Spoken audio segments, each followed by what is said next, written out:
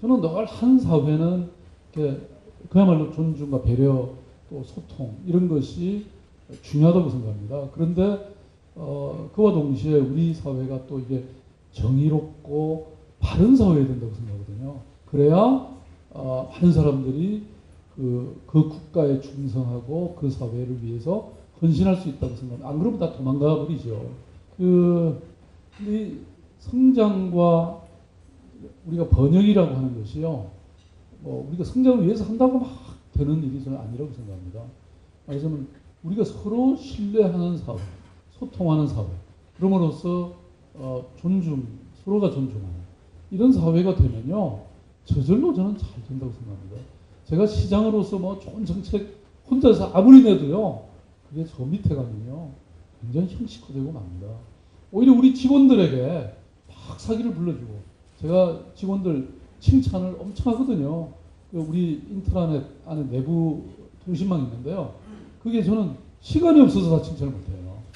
계속 진짜 칭찬할 일이 있는데다가 또 설사 칭찬할 일이 부족하다 하더라도 계속 칭찬하면 이분들이 뭔가 자기들이 더 잘하고 싶지 않겠습니까? 계속 사기를 북돋워주는 이런 일들이 정말 필요한 거죠. 여러분 2006년도에요. 타임지 있잖아요. 미국에서 발행되는 타임지가 올해의 인물로 누구를 꼽았는지 아세요?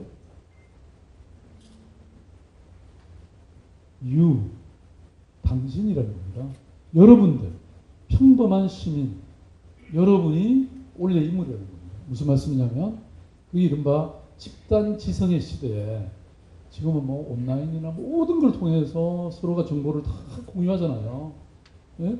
그러니까 말하자면 이런 시대에 사람들이 얘기를 안 듣는다는 것은 경영자로서, 행정자로서, 뭐 어떤 단체의 책임자로서는 낙지증수랍니다.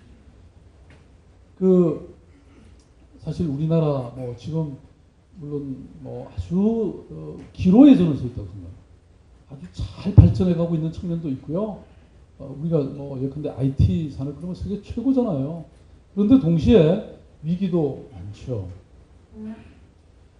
양극화, 자살률 이번에 금년에 뭐 저희들도 굉장히 노력을 해서 일부 줄기는 했습니다만은 여전히 OECD 1위고요.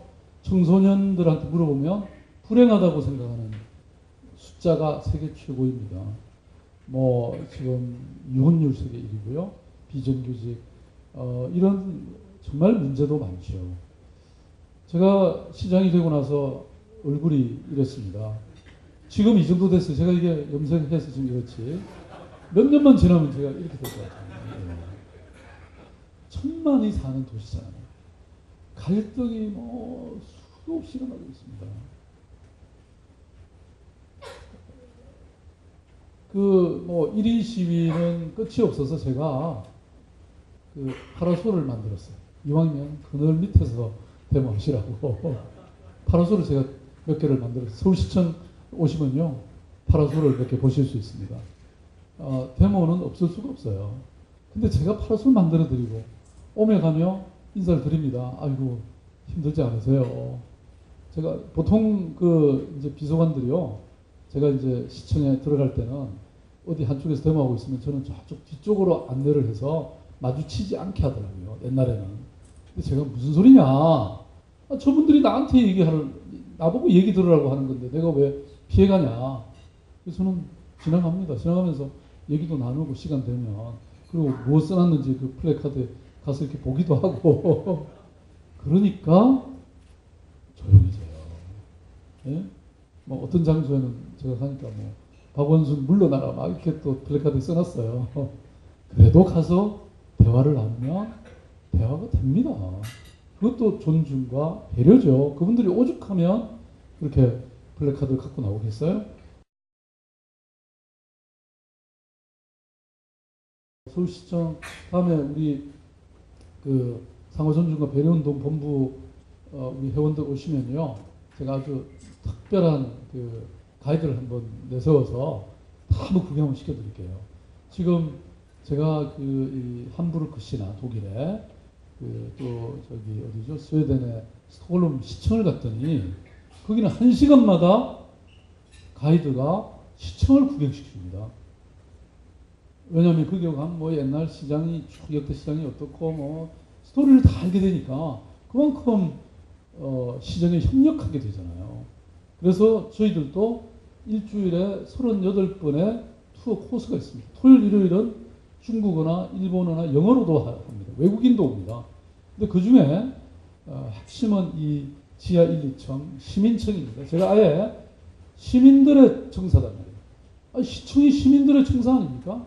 그래서 지하 1, 2층에 시민들이 쓸 수 있도록 공간을 만들었습니다. 앞으로 행사를 하시려면요, 거기도 행사하실 수 있습니다. 결혼식도 하실 수 있습니다. 그게 세미나 할 수 있는 방이 많습니다. 뭐 바스라 홀이니 뭐 이름을 저희들이 많이 붙여놨고요. 특히 태평홀이라고 옛날 구청사에 아주 우아했던 이 방을 지하 2층에 그대로 복원해 놨습니다. 그래서 거기 결혼식 할 수 있거든요. 근데 결혼식 하는 조건이 있습니다. 전통 우리 옛날 전통식으로 해야 되고요. 그다음 반드시 교육을 바꿔야 됩니다. 좋은 부부로서의 필수 요건에 대해서 공부를 하고 와서 결혼식을 올리게 되어 있습니다. 이것도 결국은 저는 시민들과의 소통과 배려를 위한 것이죠. 그래서는 제가 서울 스타일, 강남 스타일이 아니고요. 서울 스타일이라고 이름을 붙인 게 바로 시민과 함께 모든 문제를 풀어간다. 이게 그 핵심입니다. 이게 바로 이 뒤에 보시면요. 박원순 서울시장 물러나라는 이게 저쪽 강남 순환도시고속도로에 이 터널을 만드는데요. 그 터널 입구에 있는 사람들이 반대대문을 하는 거예요. 그래서 제가 찾아갔습니다. 지금 이렇게 제가 찾아갔잖아요. 이분들이 데모하고 있는 거예요, 이게. 예. 그래서 지금도 아직 뭐 끝나지는 않았습니다만은 이제 더 이상 저한테 와서 따지지는 않습니다. 예. 만나는 것, 대화하는 것, 또 마음을 털어놓고 고민하는 것. 저는 그것은 많은 문제를 해결하는 시작이자 또 절반의 문제가 해결되는 일이라고 저는 생각합니다. 그래서 이 시민청이라고 할 때 이 청자가 청사청자가 아니고 들을 청자라고. 그래서 시청 청사에 오시면 이런 귀 모양이 있는데요. 여기 보이시죠? 여기다 대고 얘기를 하시면요. 이게 전부 녹음이 돼가지고 해당 부서에 다 가게 돼 있어요. 신기하시죠? 서울시청에 제안하실 거 있으시면요. 네, 여기 오셔서 말씀하시면 돼요. 네. 네. 말하자면 옛날 신문고가 따로 있습니까? 이게 신문고죠. 네. 그래서 저는 청책 토론회라는 걸 하는데요. 정책을 듣는다는 뜻입니다. 그래서 이것을 지금까지 48건 했고 약 한 6,300명과 각종 주제에 걸쳐서 예컨대 가든5라고 저쪽 어디죠? 저 문정동 일대에 아주 정말 심각한 문제가 있는 곳입니다. 그 상인들이 정말 많은 요청을 하셔서 이렇게 다른 얘기들을 보통 1시간 반에서 한 2시간 정도 그러면 대체로 하신 말씀들을 하시게 되죠. 또 어떤 경우는 의견이 굉장히 대립되는 데가 있습니다. 예컨대 광화문에 침수 피해를 어떻게 막을 거냐. 어떤 토목공학자들은 그냥 거기는 어쩔 수 없다. 1,500억 들어가는 이 대심도를 뚫어야 된다. 그렇게 주장하시고 어떤 사람들은 그렇게 돈 안 들이고도 하는 방법이 있다. 그래서 제가 이걸 갖고 한 5번의 회의를 했습니다. 돈에 끼고 침수 문제를 해결하기 위해서. 말하자면 이렇게 서로 반대되는 진영을 딱 양쪽으로 모셔다 놓고 토론시키면요. 저는 가운데 가만 듣고 있으면 1시간이면 대체로 결론이 나더라고요. 제가 감을 잡잖아요. 그게 너무나 중요한 진리에 도달하는 방식이더라고요. 요새 뭐 카카오톡 이런 거 많이 하시죠? 예? 조금만 하시면 금방 하실 수 있어요. 저는 시장 되기 전부터 했는데요. 트위터 팔로워가 제가 73만 명 됐고요. 페이스북이 한 17만 명, 카카오톡이 이미 4만 1천 명 넘었잖아요. 합치면 100만 명. 제가 글 하나 쓰면 한 100만 명이 그냥 보는 거예요. 그리고 또 문제는 제가 얘기를 들을 수 있잖아요. 뭐 시장, 서울특별시장이면요. 저한테 뭐가 보고 올라오려면 한 달은 걸립니다. 그죠? 단계가 얼마나 많습니까? 근데 저는 막바로 시민들의 얘기를 들을 수 있잖아요. 그러면 무슨 문제가 이루어지고 있는지. 그리고 제가 거기다가 막 지시를 합니다. 그 트위터에다가. 뭐 이게 뭐 어디에 지금 뭐 보도블록이 지금 엉망이 돼갖고 지금 누가 넘어져서 병원에 갔다는 거 뭐 이런 얘기 오면 제가 즉시 현장 확인하고 조치. 그러면 그 다음날 바로 조치 완료했습니다. 그리고 그 트위터에 올린 사람도 어휴 진짜 가보니까 싹 고쳐졌습니다. 뭐 이런 식으로 막 이게 왔다 갔다 해요. 그래서 서울시 행정이 완전히 광속 행정이 되는 거죠. 그리고 이거 보다 보면요. 정책을 뭘 보완해야 될지도 다 나옵니다. 저는 기업 경영도 이렇게 좀 해야 된다고 생각을 하고 있거든요. 왜냐하면 소비자들하고 그냥 곧바로 그냥 이렇게 피드백을 서로 주고받을 수 있으니까. 지금은 아예 소셜미디어 센터를 만들어가지고 제가 다 못해도 저한테 올라온 글들도 다 처리하고 있는 상태죠. 저는 저보고 어떤 시장이 되고 싶냐고 사람들이 묻는데요. 제가 어떤 시장이 되면 좋습니까? 뭐 큰 일을 좀 해야 되겠죠. 대답이 없으시네요. 저는 아무것도 안 한 시장이 되고 싶다. 아무것도 안 한 것으로 기억되는 시장. 왜냐하면 과거에 너무 뭐 큰 걸 많이 하려다가 욕심이 생기거든요. 임기 중에 끝내려고 하거든요. 그러다 보니까 무리하게 되잖아요. 그리고 막 하는 것들이 그러니까 흐트러집니다. 저는 원칙. 작은 것부터 제대로 해라. 그래서 정말 정밀한, 왜 옛날에 현대 전공이라고 했잖아요. 현대의 프리시전 엔지니어링. 그 프리시전이라는 말이 정밀이라는 뜻이거든요. 행정도 정밀해야 된다. 정말 꼼꼼해야 된다. 그리고 기본은 아까 제가 말씀드렸잖아요.